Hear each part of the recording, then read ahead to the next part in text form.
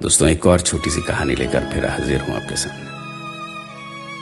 मेरा मकसद सिर्फ यही कि हम अपने अंदर के इंसान को जगा सकें, कोशिश करें इंसानियत नाम की जो चीज है उसके आसपास भटक सकें। बड़ी बेचैनी से रात कटी। बमुश्किल सुबह एक रोटी खाकर अपने घर से शोरूम के लिए निकला। आज किसी के पेट पर पहली बार लात मारने जा रहा हूं।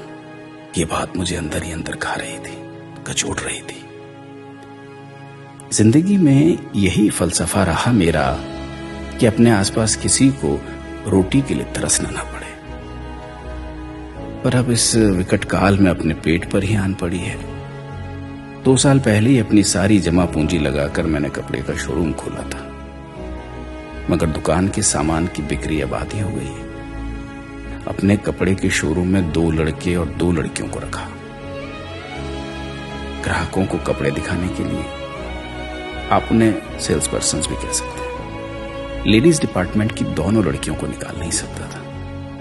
एक तो कपड़ों की बिक्री उन्हीं की ज्यादा है, दूसरा वो दोनों बहुत गरीब हैं। 2 लड़कों में से एक पुराना है, वो घर में इकलौता कमाने वाला है, और वो जो नया लड़का है राहुल, मैंने उसी पर विचार किया है। शायद उसका एक भाई भी है जो अच्छी जगह नौकरी करता है, और वो खुद तेज तर्रार और हंसमुख भी है।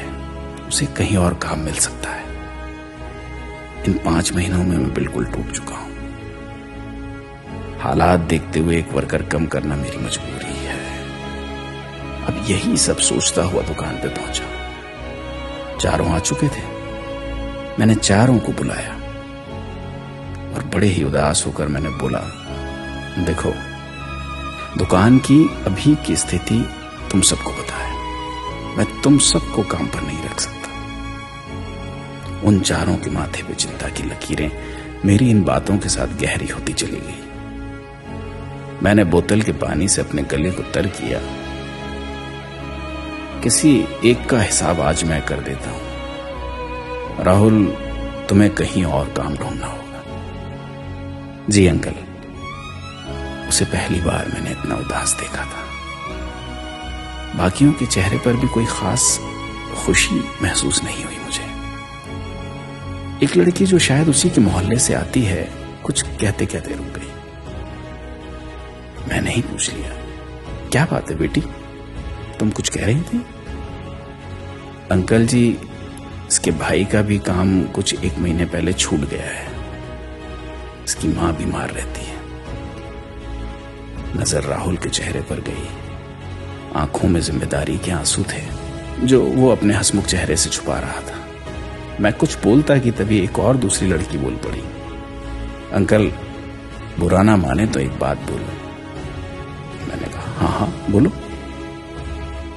देखिए अंकल, किसी को निकालने से अच्छा है कि हमारे पैसे आप कम कर दें। 12,000 की जगह आप 9,000 ही हमें दें। मैंने बाकियों की तरफ देखा। हाँ साहब, हम इतने से ही काम चला लेंगे।